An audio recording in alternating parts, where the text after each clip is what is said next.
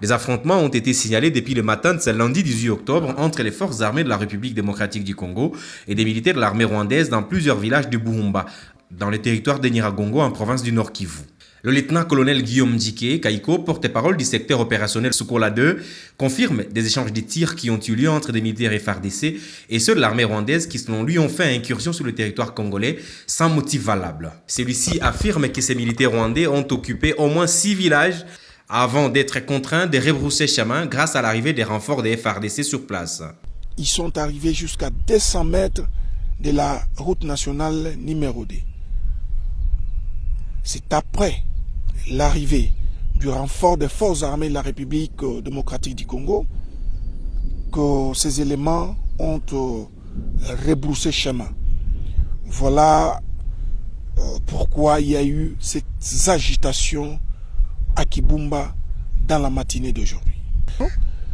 Mais ce que vous devez savoir, c'est que les éléments qui ont fait l'incursion à Kibumba sont bel et bien connus et identifiés. Il s'agit bel et bien de RDF. Et par rapport à tout ce que vous voulez connaître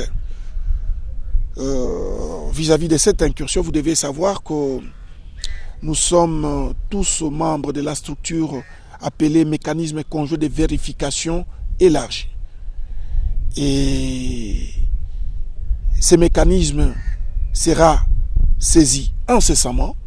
Selon l'administrateur militaire assistant du territoire de Nyiragongo, tout commence par la poursuite de quelques fraudeurs transfrontaliers appelés Chora Chora.